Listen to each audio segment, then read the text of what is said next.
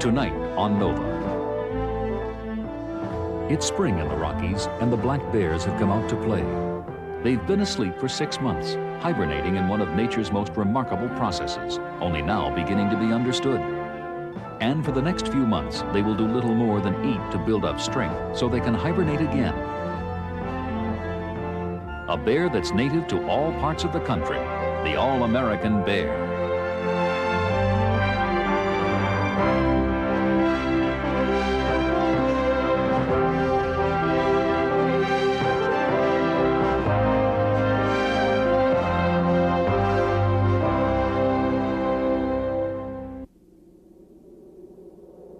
It is deep winter on the plains and mountainsides of Montana. The land and the water have been frozen for months. Most wildlife has migrated to warmer climates or is joined in a constant battle against this bitter season, struggling to keep warm, to eat, simply to survive until spring. But curled in hidden dens, some creatures slumber peacefully through the hardship of winter. Through the long, cold months, the black bear will not move from its curled position. It will not eat or drink anything. It will not excrete any waste. Yet it will stay warm and dry and have exactly enough food and water to remain healthy until spring. The almost miraculous process that makes this possible is hibernation. It is one of nature's most mysterious and complex strategies for survival. From birth to death, from spring to spring, the life of the bear is controlled by the unique rhythms of hibernation. In the canyons and forests of the mountain valleys, spring comes by late April. Swollen with winter's melting snow, the streams tumble noisily down to the valley floor. New leaves on the aspens radiate in the morning sun.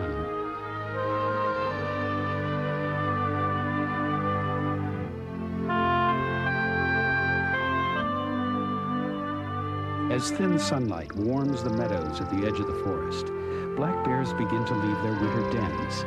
During hibernation, they lose 50 or 60 pounds. Their most urgent need is to regain stamina and strength. They will be groggy, lethargic, and slow as their bodies recover from the ordeal of hibernation. For a few weeks, they will continue to live off their winter fat. Gradually, they will begin to eat. Black bears can be brown, blonde, or cinnamon. Technically, they are carnivores. In fact, they are voracious omnivores that can and do eat almost anything. Over 90% of their diet is grasses, berries, and nuts.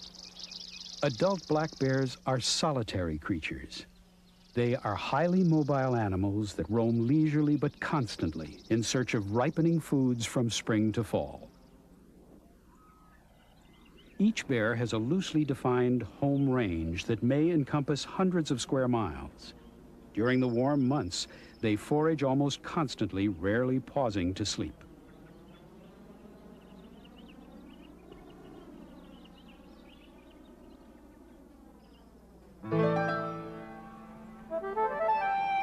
The black bear is peaceful by nature and usually avoids contact with all other species. It has long inspired reverence and respect.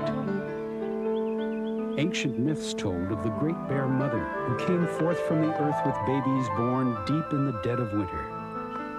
The bear was the preeminent giver of life with superhuman wisdom.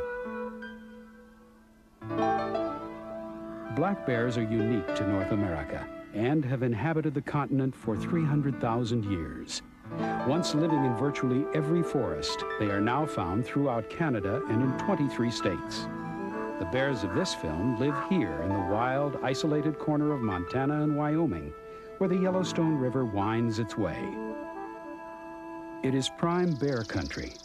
There are large trees for climbing, fresh water, and dense underbrush for cover and food. Black bears are wary, reclusive animals. They may feed in the meadows and swamps, but they never stray far from the protective thickets of undergrowth found in the deep woods. This wilderness is not theirs alone. A large and diverse wildlife population shares these woodland glades. Deer graze in the nearby upland meadows. Bull moose use the marsh and the forest along with the bear. The coyote hunts for the same small rodents in the same meadows. Many species of duck raise their young in the swamp. Geese and deer feed and swim nearby. Pairs of osprey return to their same nests each year. The moose calf can safely trot alongside his mother.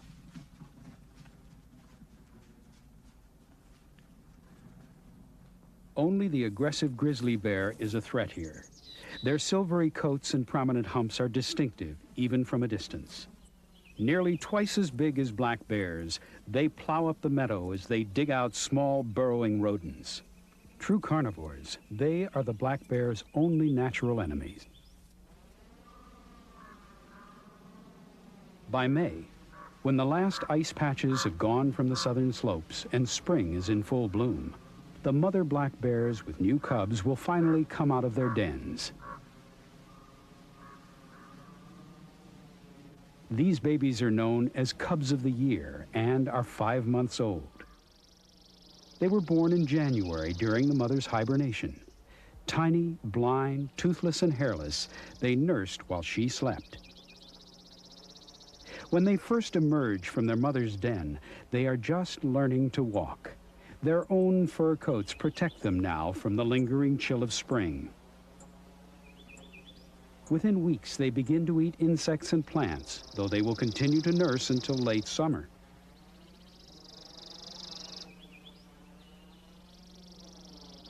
They are playful and mischievous, and often suggest the antics of human children. But unlike human children, they can climb trees with lightning speed when they're only 5 months old. Their sharp curved claws are especially well designed for this amusing but often life-saving ability. Their play is also work, for it develops specialized coordination and muscle skills.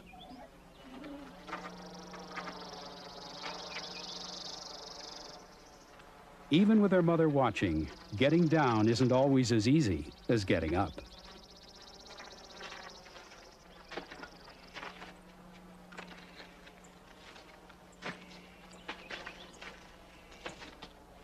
These cubs are very unlike human children in other important ways. By the time they are 5 years old, they will weigh close to 200 pounds. Each of them will be fully capable of killing a deer alone.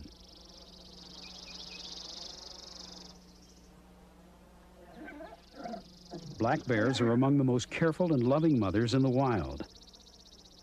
They cuddle and play with their cubs until the cubs are well over 1 year old. This yearling is last year's cub, out on his own for the first time. His first year alone is his most perilous, still not fully grown, with much to learn and no one to teach him. He has 1 chance in 3 of dying by year's end. In the meadow, where he forages among the spring wildflowers for food, there are many other hungry creatures, but most of them will not bother him. Within a few months, the yearling will establish his own home range. Perhaps to avoid inbreeding, his range will be many miles away from his mother's. In these first few weeks after leaving their dens, bears are recovering from the winter's hibernation. During denning, they lose almost 30% of their body weight. The food available to them is limited in nutrition, but they manage to gain up to 50 pounds in a few weeks, eating mostly sweet grasses, sedges, and wildflowers. As the bears are replenishing their bodies, most of the other creatures in the forest and marsh are intent on mating and giving birth to their young.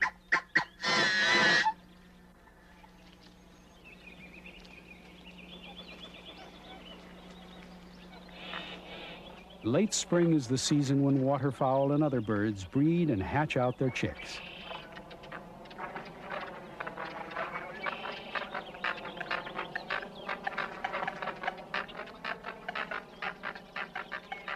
These aggressive waterfowl are American coots. Theirs is a feverish and quite noisy mating ritual.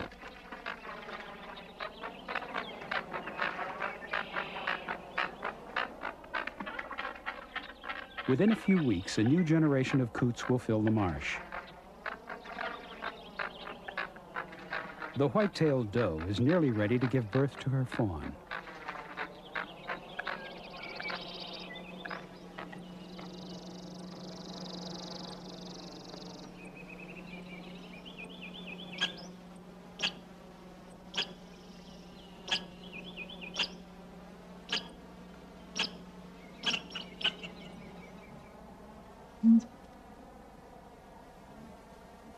The provocative displays of this male blue grouse are intended to attract desirable females and to intimidate other lovelorn male grouse away from his territory. Like the coots, the grouse will breed and hatch out their young within a few weeks.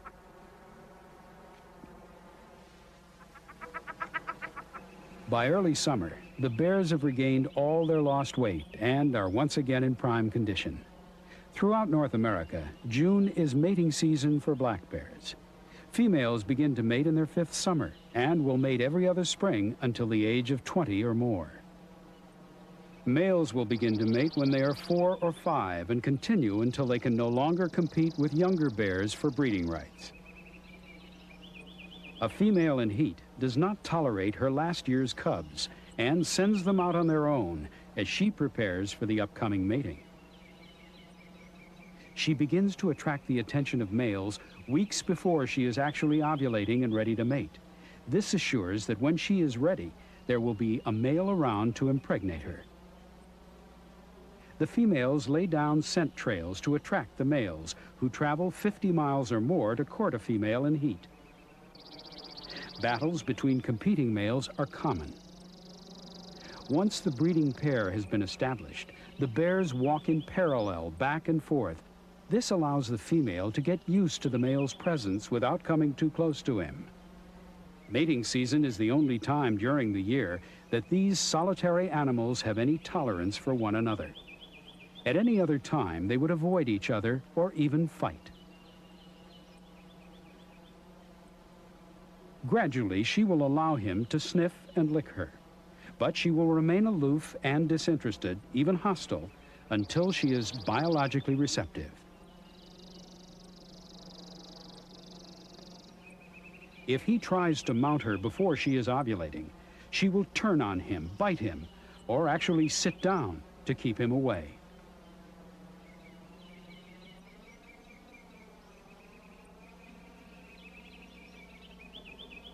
The male is totally preoccupied with the courtship. He seldom pauses to eat or sleep and continually courts his prospective mate. He is agitated and anxious and will rarely leave the female's side. The female seems almost unaware of the male's ardor and may continue to feed as if he were not there.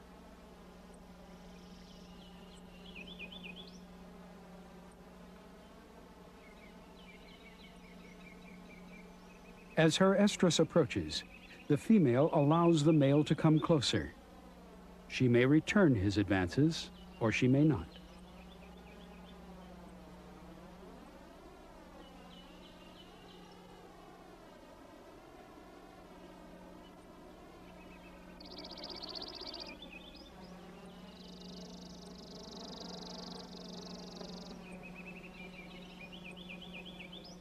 Finally, she is ovulating and allows him to mount her.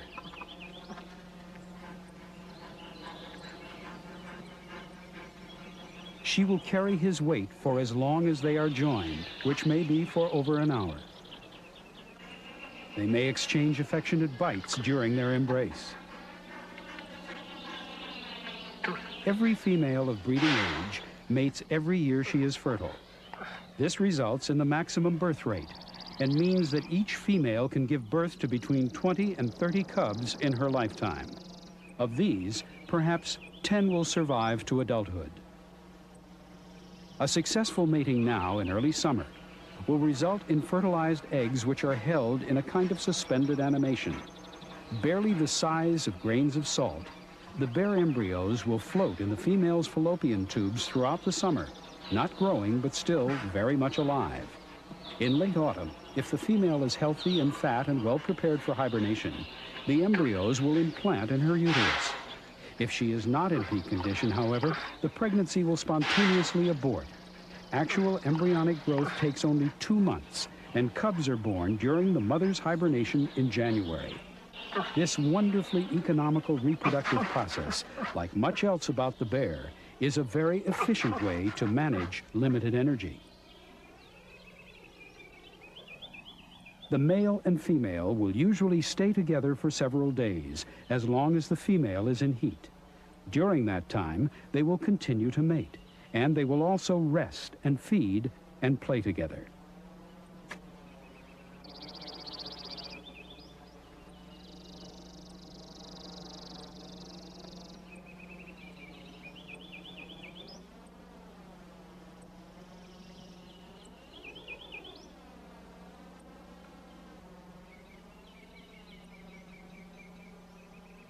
After mating, there is no further participation by the male in family life, nor is there a bond between the two partners that would bring them together again. As long as the female is ovulating, she will allow the male to mount her. But when she is no longer fertile, she will run away from him.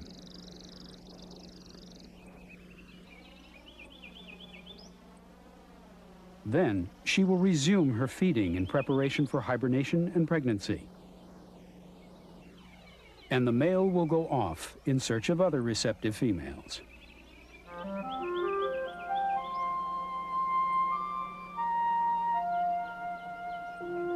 As bear mating season winds down, high summer settles on the mountain lakes. The swans seem to be lords of this mountain pool.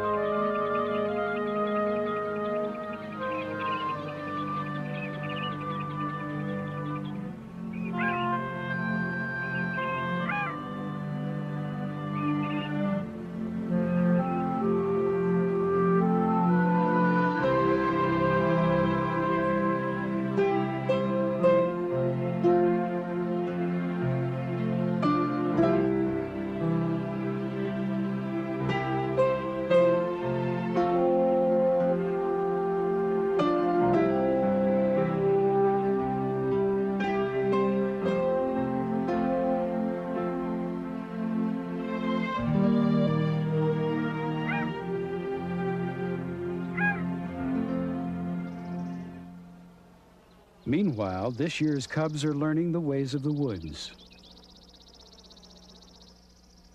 The mothers are very protective and keep their cubs well hidden and well fed.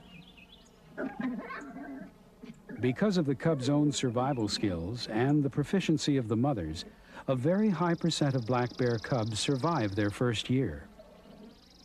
Cubs are usually born as twins. They learn from each other, as well as from their mother, how to use their teeth and claws. They learn early how to hunt for their food. Unlike most other large mammals, black bear cubs, whose mothers are killed in spring, sometimes survive on their own and raise themselves to adulthood. But life is perilous for even well-protected cubs, and only half reach the age of 3.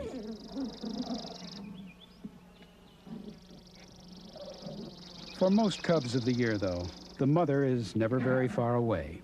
A warning from her will quickly send them running for cover or up a tree.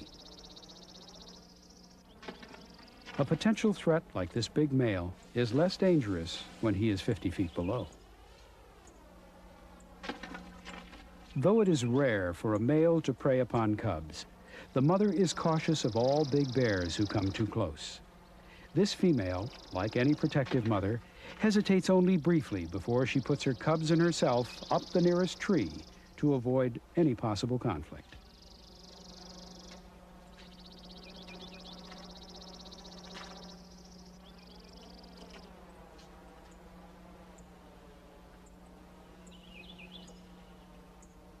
Once the threat of danger is past, the mother will come down first.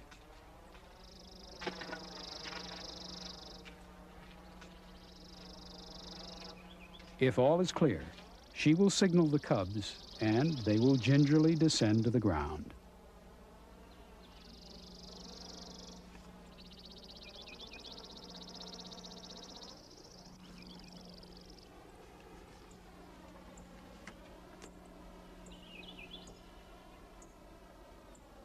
Then, the family can take advantage of the return of peace and share a quiet moment together.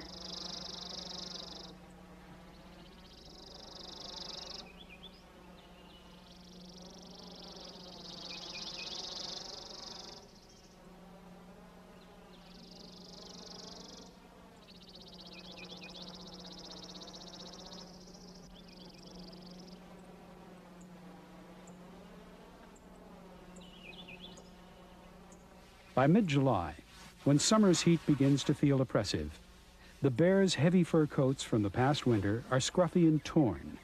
They will swim to cool off, but need a mud hole like this one to help shed the shabby old coat.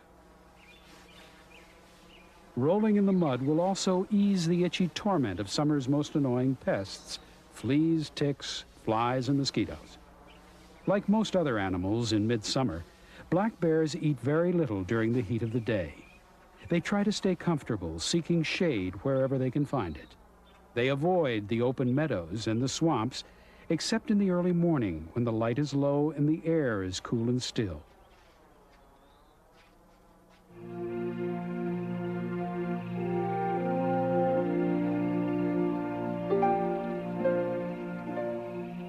In the marsh, summer is a quiet time, an interlude between the new growth of spring and the rich harvest of fall.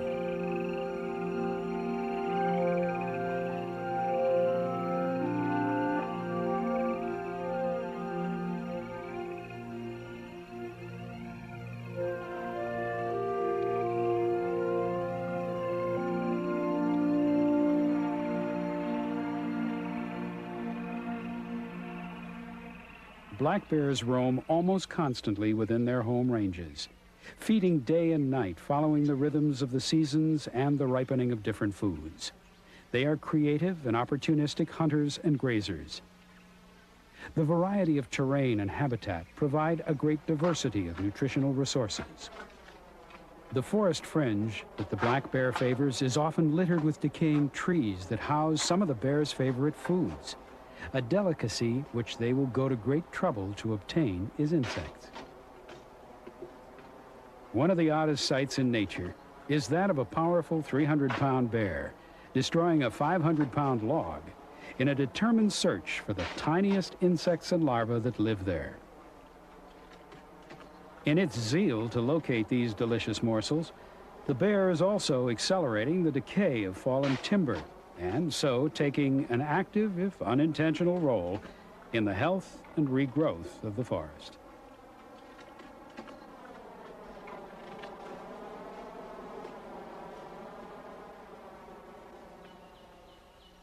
Another favorite black bear food is ants.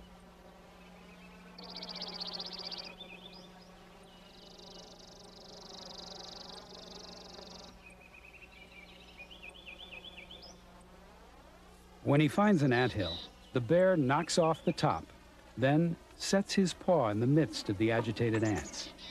As they crawl all over his paw, he carefully licks them off. During the summer feeding season, even this most solitary of creatures might find himself with an unwelcome guest. Despite the abundance of ants, they won't be shared with the interloper.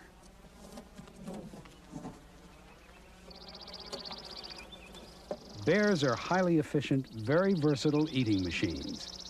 But because their foods come in such small portions, they must eat and graze almost continuously. They prefer foods that are high in protein and sugar, and extract the protein from plants almost as efficiently as herbivores. Even when feeding on lowly dandelions, if there are enough of them, a black bear will thrive.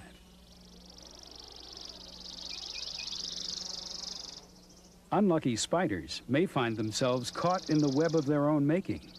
Spiders are a favorite bear delicacy.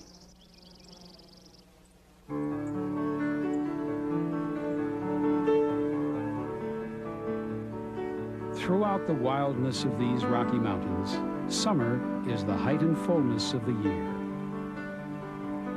The creatures within the bear's range thrive in this season of abundance.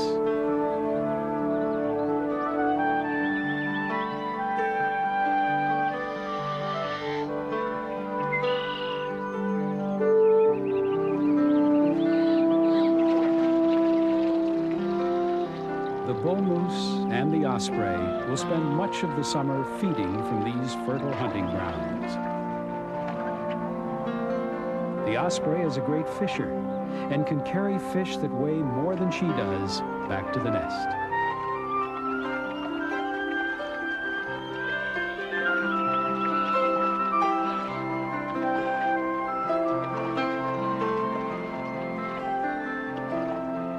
Her rapidly maturing young demand more than double their own body weight in fish every day.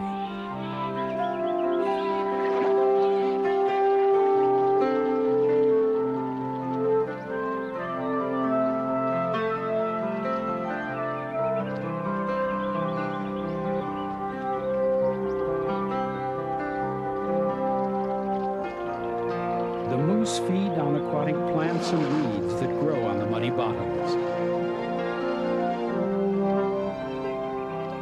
Bull moose occasionally band together, unconcerned that with the coming of fall, they will engage each other in violent mating battles.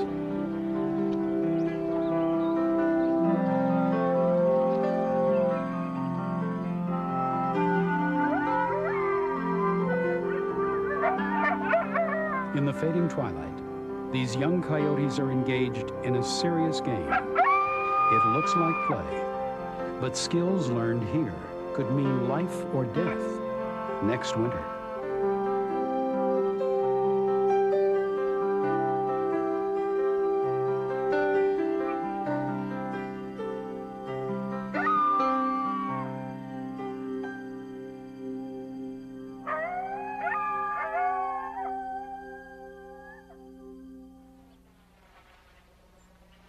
By summer's end, temperatures drop and sunlight dwindles. Berries and other crops begin to ripen. Within their own home territories, black bears are on the move from their midsummer range. They shift their attention from the meadows and forest fringe to thickets where fruits are plentiful.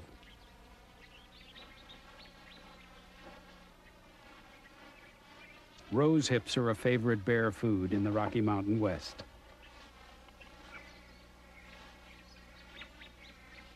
Other specialties are huckleberries, blueberries, and soapberries.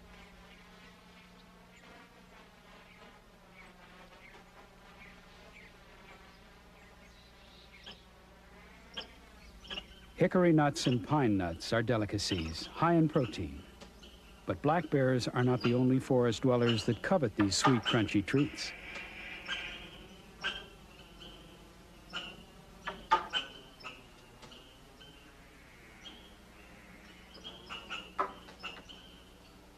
Black bears will often let the squirrels collect huge secret caches of nuts, then blithely eat them all. From late August until November, as protein-rich foods begin to ripen, bears begin a feeding frenzy. It's not unusual for bears to feed for 20 out of 24 hours. They consume 20,000 calories a day to build up the layers of fat that will supply their nutrition and to thicken their heavy coats. Bears will eat almost to the calorie, the energy required for denning. When the proper biochemical condition and balance is reached, the bear will stop eating and wait for the onset of winter. As the forest around them is slowing down, black bears are undergoing their most rapid growth. They will travel over 100 miles to reach a prime berry patch or a crop of available nuts. When that harvest is complete, they will move on to the next available food supply.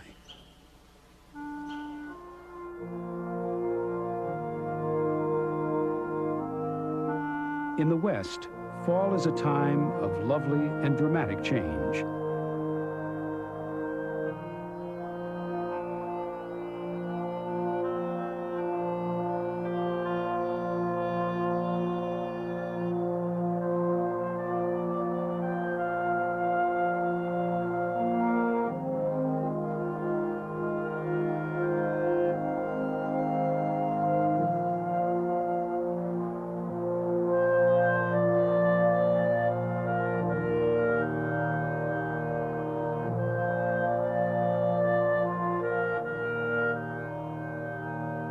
swans and other migratory birds fly away to the south.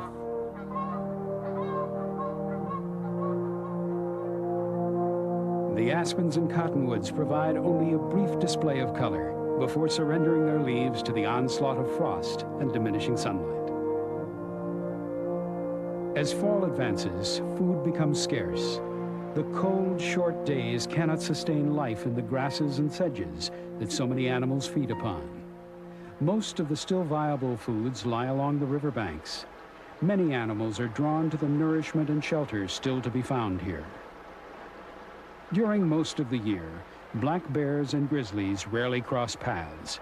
Because grizzlies feed mainly on other animals, they do not often share the same territory with the black bear. But in the autumn, the lure of the river and the pressures of hibernation may bring them close together.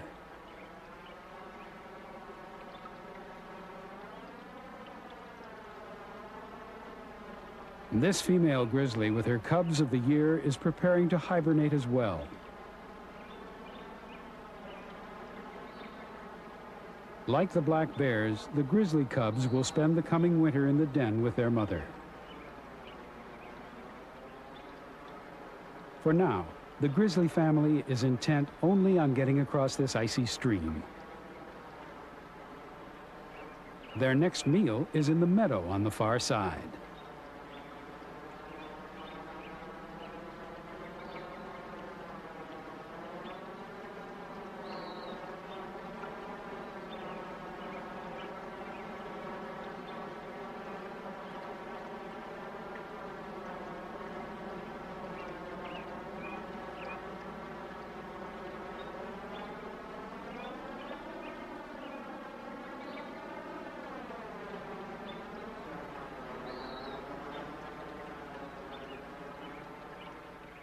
These black bear cubs and their mother have smelled the grizzlies coming and are taking no chances.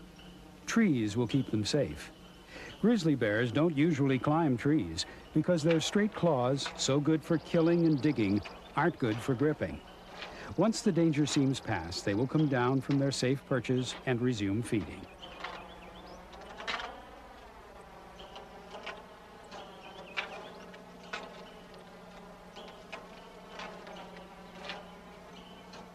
Keeping close to climbable trees and never coming out into the open, they eat all the time.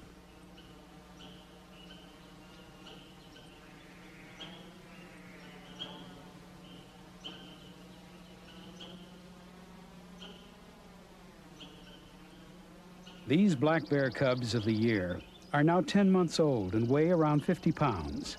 The abundance of food in this field makes it possible for the bears to feed for several days without leaving.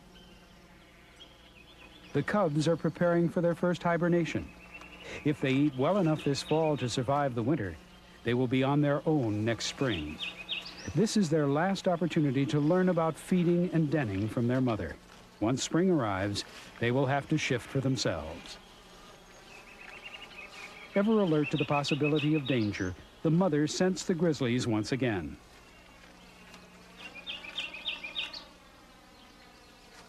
But the grizzlies do not pause and move on to another food supply.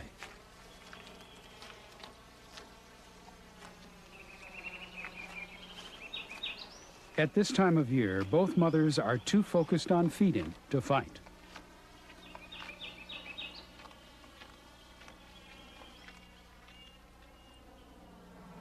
As fall advances, other large animals become restless as their mating season approaches.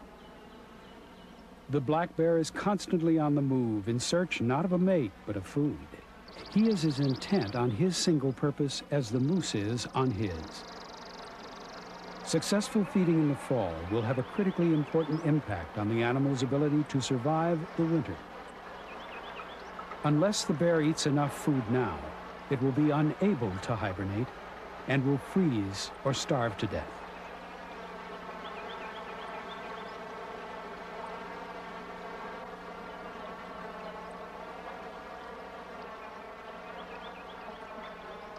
The black bear walks on the flat of its foot like a human, rather than on its toes like a dog.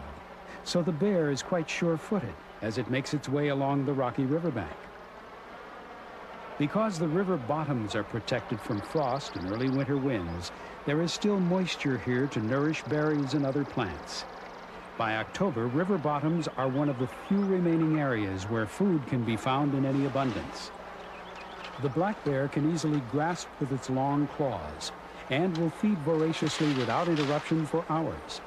If necessary, it will pull an entire bush out of the ground to get at otherwise inaccessible berries and nuts. And it can walk tirelessly for hours in search of food. Fearing no predators but man, the bear can feed, almost oblivious to anything but eating. It can also feast on berries at a most dainty and leisurely pace, picking the tiny fruits off one at a time with its lips. It is a fastidious and delicate eater, and carefully discards pits and seeds, stems and cores. The coyote finds good mouse hunting near the river's edge.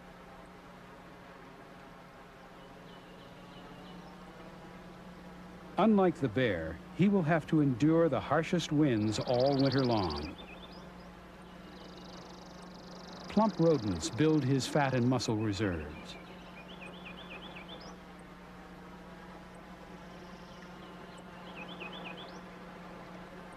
And the shelter of the river bottom draws other animals as well. This mule deer has an injured leg and has sought the shelter of the river. She is already seriously weakened and vulnerable. The coyote waits near the deer, sensing her condition and waiting for her to die. He is not powerful enough to bring her down himself.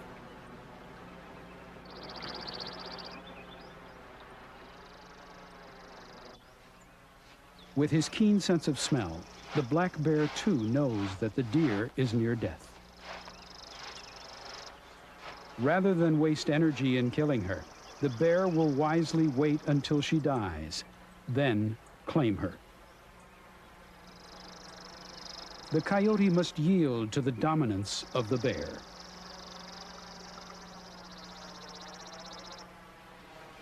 The deer's carcass is a guaranteed source of high-quality protein, crucial to the bear at this vital pre-denning time of year. He will feast and gorge himself on his prize until it is gone.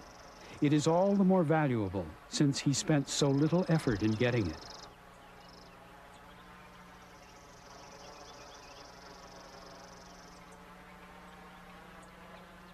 He consumes the meatiest parts of the animal first.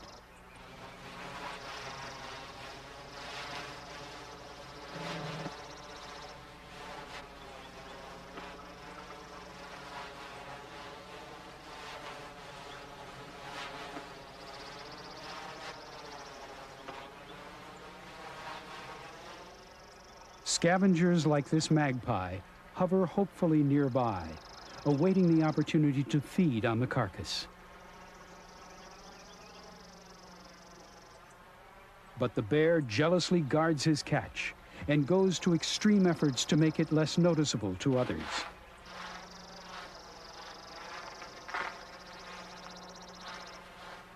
He meticulously clears the surrounding area of tall grasses and shrubbery, using paws and teeth.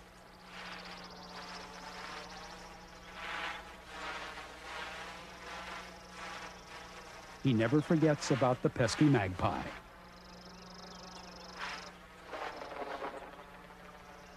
He methodically pulls the plants up and over the dead deer. The bear is both hiding the scent of the rotting meat and visually camouflaging the carcass. The fall feeding is crucial to the bear's winter survival.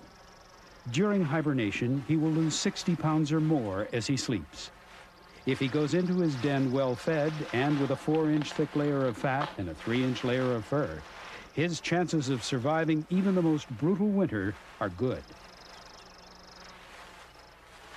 The magpie waits in vain and has to settle for some floating debris.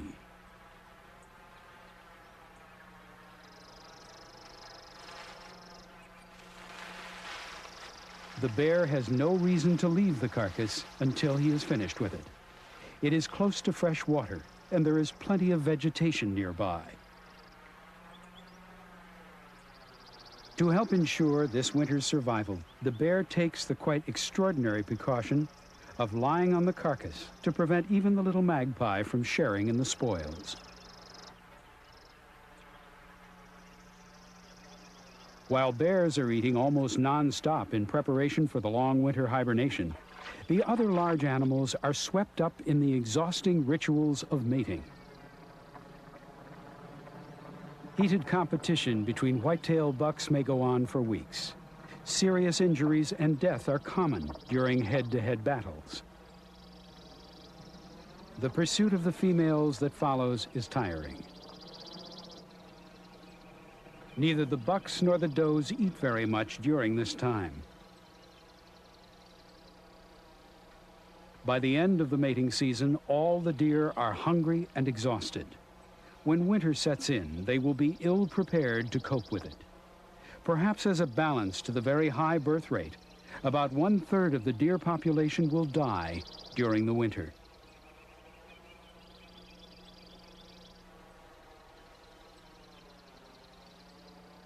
The pronghorn antelope, too, mate during the fall. Like the whitetails, the aggression between them is fearful and sometimes fatal.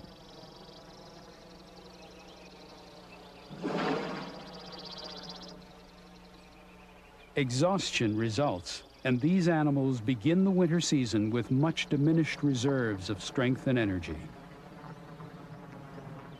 No matter how far afield a bear may have roamed in pursuit of food during the fall, he returns to his home range for the winter's hibernation. Bears prepare their dens well in advance of when they are needed. A bear rarely uses the same den 2 years in a row. Bears may spend the winter in hollow trees, in holes scooped out of the ground, or in earthen caves. The most important feature of a good den is that it holds the heat well, so most dens are small, and bears line them with bark, moss, and hay for additional comfort.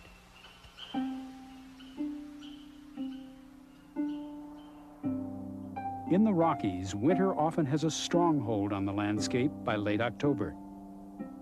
With the first snow, food becomes even scarcer. What's still growing is soon buried in ice and will be hard to reach for 6 months or more.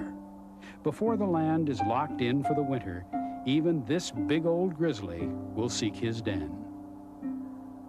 While the rest of the world suffers through this brutal season, the hibernating bear becomes an efficient, totally self-contained unit of life. The exact combination of visual, chemical, and environmental signals that stimulate each bear to enter its den is still unknown. Perhaps the shorter days or the falling of the first snow triggers a hormonal response. Maybe the fat cells themselves induce hibernation. When the time comes, the bears simply crawl into their dens and go to sleep. Once inside the den, the bear curls into a ball. Within days, all the bear's body functions begin to change. The flow of blood is concentrated in its heart, its lungs, and its brain. The heart rate drops to 10 beats a minute. Respiration slows. Protected by its heavy winter coat and a 4-inch thick layer of fat, the bear's body temperature remains a near normal 96 degrees Fahrenheit. In the digestive system, changes are radical. A hibernating bear consumes no food and passes no waste, so its stomach and its intestines cease to function and remain empty throughout the long winter sleep. But the substance of living cells must be constantly replenished. The bear needs water and protein and 4,000 calories every day. How it gets what it needs is one of nature's most remarkable achievements. Like a self-contained recycling furnace, the bear obtains everything from within its own body, using intricate metabolic pathways that do not exist in other animals. From its fat, it extracts all the calories and water needed to run its body systems. From its muscle and other lean tissue, it obtains all the protein needed to thrive. One waste product that results is nitrogen urea. For all other animals, urea can become life-threatening. It quickly builds up to toxic levels, causing death in a matter of days. But the hibernating bear is uniquely equipped to benefit from the potentially deadly wastes in its body. In its kidneys and liver, it reprocesses the urea and manufactures amino acids. No other animal can do this. The amino acids recombine to make complex proteins. These new proteins recycle through its body and replace muscle and other tissue that was used for food. The bear meets all its food and water needs, keeps up muscle strength, and produces no waste.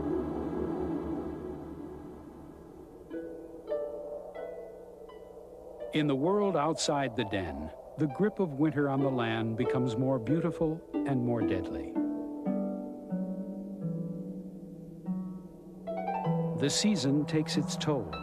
With limited food and deepening cold, the grazing and browsing animals must struggle every day just to survive.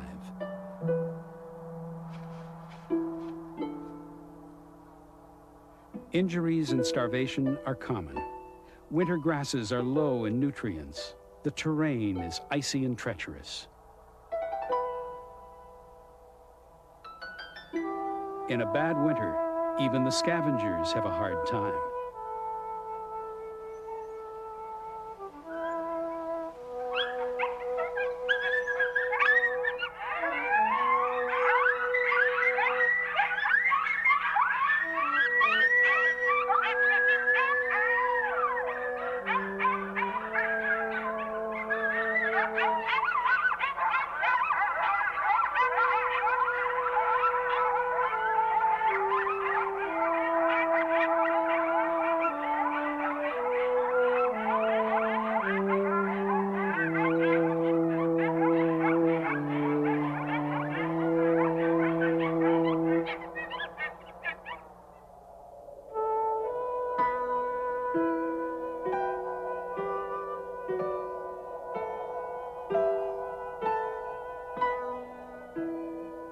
Food is scarce.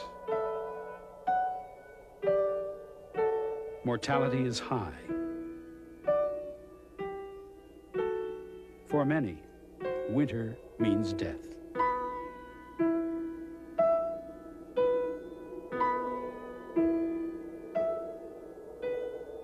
Meanwhile, the hibernating bear is thriving.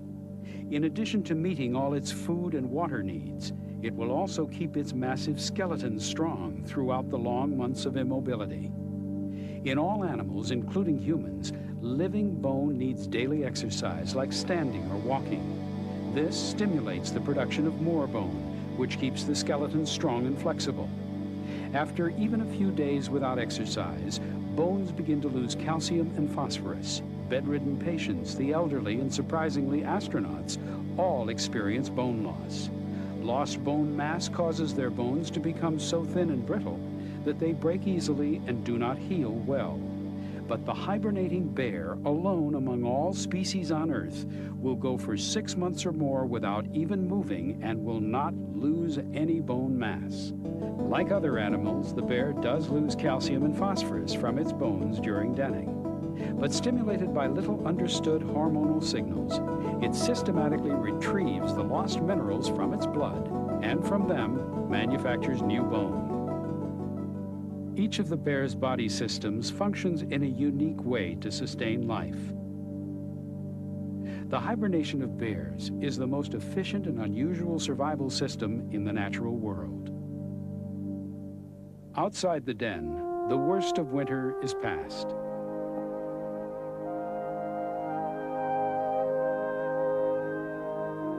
By late March, water begins to flow down in the valleys. And in the forests, there are signs of new life.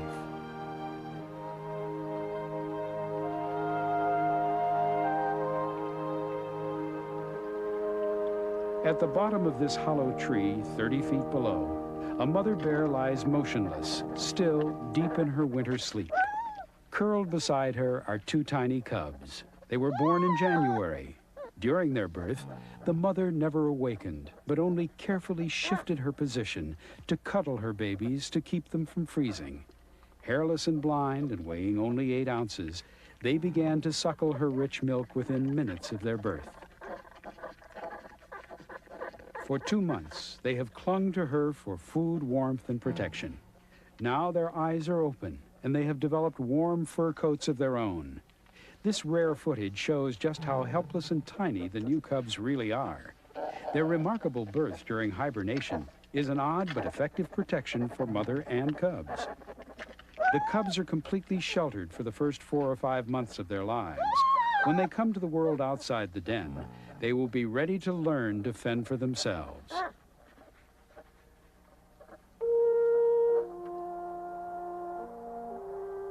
By late in April, the cycle of the seasons comes around and the promise of spring returns. Creatures like this grouse endured the winter despite cold and snow, predation and starvation.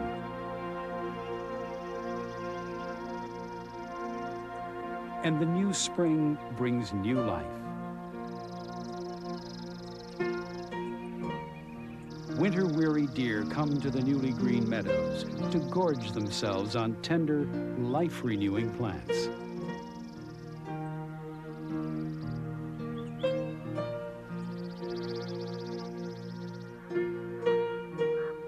Solitary black bears, still groggy from their long hibernation, make their appearance after their 6-month fast. For several weeks, they will eat sparsely or not at all until their hibernation mechanisms gradually shut down.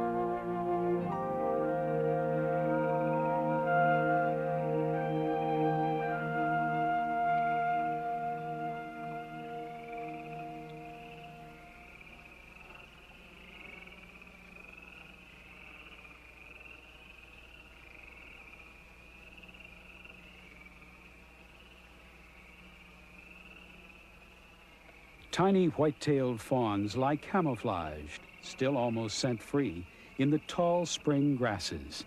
This camouflage is their only defense against a hungry predator.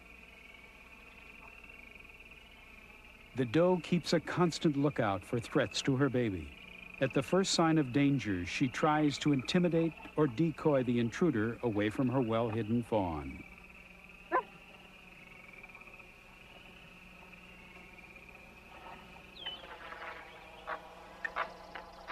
The coots have once again conducted their noisy mating ritual. A new generation of baby coots is quickly learning the rules of survival.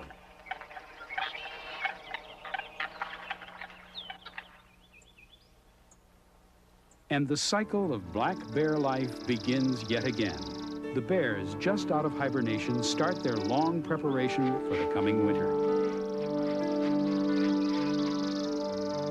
Young bears frolic in the lush spring undergrowth.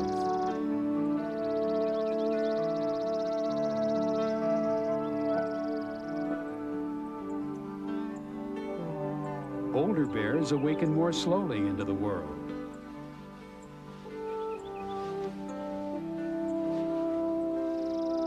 Females with newborn cubs finally appear late in the spring, their cubs not far behind. The mothers will seclude their families in the protection of the thick forests, where the little cubs may learn the ways of the woods without threat or danger. There are many mistaken ideas about what bears really are. Black bears are neither enemies to be vanquished nor pets to be cuddled. They are wild, solitary creatures who roam what's left of the forests of North America. In their independence and solitude, they are the spirit of the wilderness.